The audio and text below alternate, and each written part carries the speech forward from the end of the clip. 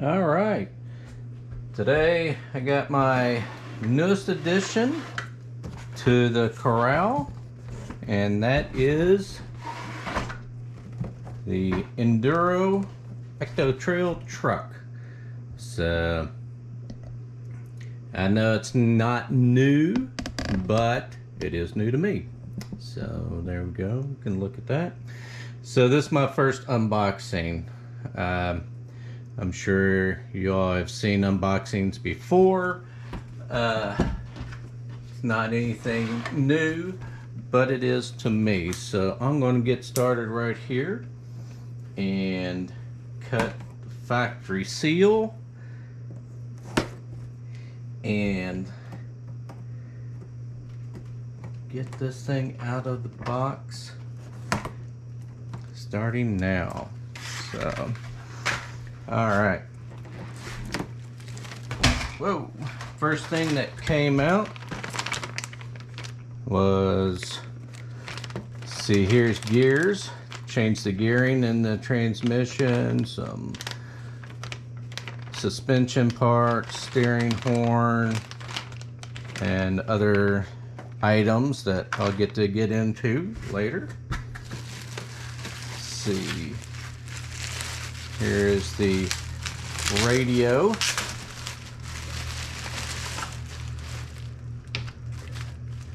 Not a bad looking one. It's got quite a few adjustments on here. I will say I've already got a Fly Sky FSGT5 ready to go into it, but for right now I'll get started with the factory radio, and then binder pin and instructions. We'll set that aside, and looks like I can slide it out here. I wish I had a drum roll for this, and I'm going to try to do this without dropping anything. Don't want the first tumble to be here in the house. It's really packed up well. Another thing inside the packaging, instructions, owner's manual, and then other decals to be able to put on it. So get into that later. And aha, well, there she is, folks, in all of its glory. One Enduro Ecto Truck.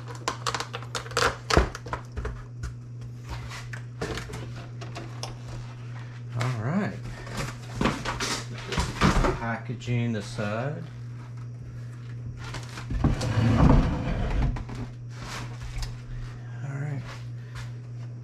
looking pretty good. Some nice tires to it there. I've already seen some videos on these where modifications have been done to the tires to try to get improved traction. But before I do any mods there, I'm going to take it out and run it to see how it does. Be able to have some comparison. Take that off. Got 4 body clips. 2 here on the hood. Turn it around. 2 more here on the bed. There we go. And off that. And take the body off. Nice body. Narrow front. Give plenty of wheel clearance. Back tires, well, the bed of the truck tucked between the tires. So plenty of room there. Like I say, there's suspension. This one has the trailing arm suspension with sway bar to help control the articulation back here. That'll reduce torque twist under hard throttle acceleration. we'll see how it does in the rocks on that, but hopefully it'll do well. It's got a mock winch up front, nice looking there, fair lead there, which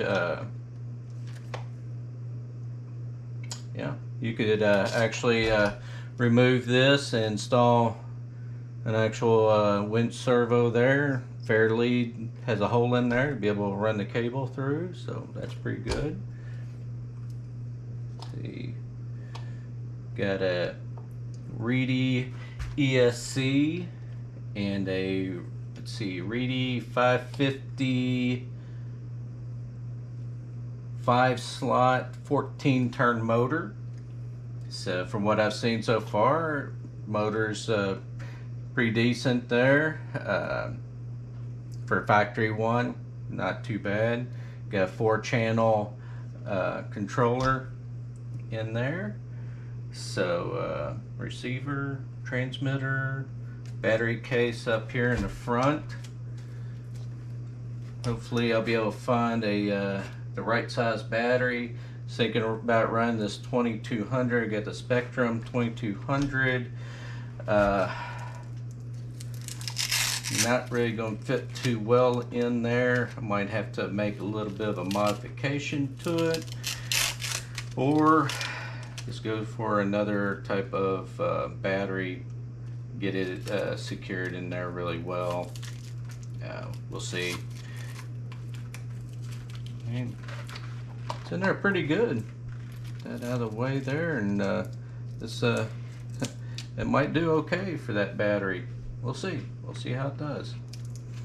And then, of course, it's got the 2-pole battery connector there, and I've got the Spectrum connector.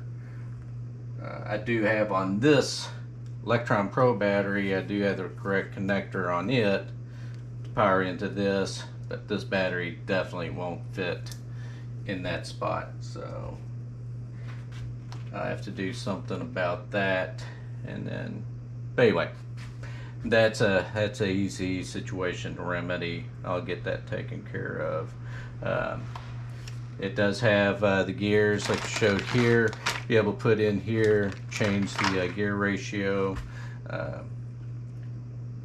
Right now, it's got the higher or the lower gears make it go faster, and I believe these are the higher gears in here to gear it down and give it more crawlability but less top end. So but we'll check all that out, make some videos of its performance, and then depending on if I make him or when I make modifications to it, which I already plan on doing some work to it, just little tweaks here and there.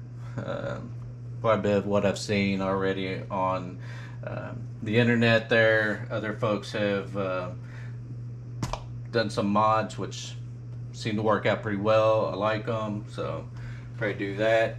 One thing I do like on here is the steering rod is not on the front of the axle. It's tucked in behind here out of the way, so it's not hitting the rocks. Your differential gets to absorb a lot of that, but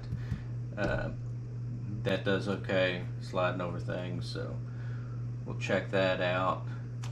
This is interesting here where the pan rod linkage attaches to here appears to be metal, so that's good. Reduce some flex there. It's got a metal bracket there attached to the metal frame. May get rid of some of the travel that's when you have the servo mounted, steering servo mounted to the frame. There's some give and take when you're steering the front tires. It can move the frame around, which lessens the amount of steering travel you have on it. One way of getting rid of that is to have mount the steering servo directly onto the axle, so all the input from the steering servo goes into the steering rod, which then goes straight to the tires, so you get full range, full power of the steering servo. So I've seen it done already. Maybe something I'll do. I haven't changed the steering servo on any of my other trucks. I've got a SCX 10.3 Gladiator. Got my son's TRX4 Bronco, and then I've got an SCX 10.2 kit truck that I'm working on. I've got a 1942 Dodge Power Wagon body that I'm prepping, going to paint. I got paint right here for it. It's going to be gunmetal gray. I think it'll look pretty good. Be a little aggressive looking. Right now I'm keeping the fenders and the running board on there. See how it does. I may decide to modify it and take that off there to narrow it up. But we'll see. That's a fun little project that's in the works. And all. So getting back to the Ecto.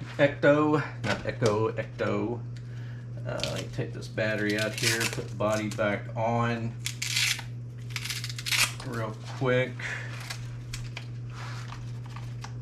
That in there. The body goes on really simple, four pins there, boom. So like I was saying before, the body's well inside the wheels, so it gives you plenty of articulation without rubbing. Tires, although I have seen a lot hard steering articulation, it does rub against the body there, and if you're so inclined, you can trim more of that off to eliminate it. We'll see. I don't like hearing the tire rubbing the body. It doesn't sound good to me.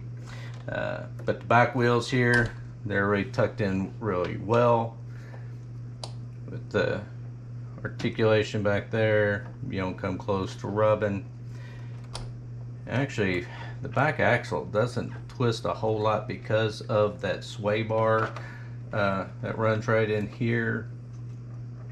It limits that travel quite a bit. You got plenty up and down, but articulation, we'll see how that works out in the rocks. Well folks, that's about it. I'm not going to bore you anymore with this.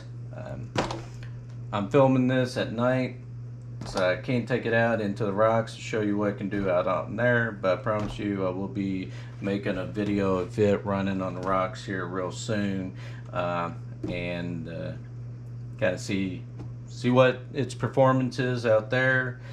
And keep it all stock, factory tires, motor, all that good stuff. We'll get a good run on it, and then we'll go from there. We'll change out tires, change out motor, ESCs. We'll see. The sky's the limit on these things. Really, the only limiter is the wallet, and so yeah, that's it. So hope you all have enjoyed this video. First unboxing, and stay tuned for more. You take care. Bye now.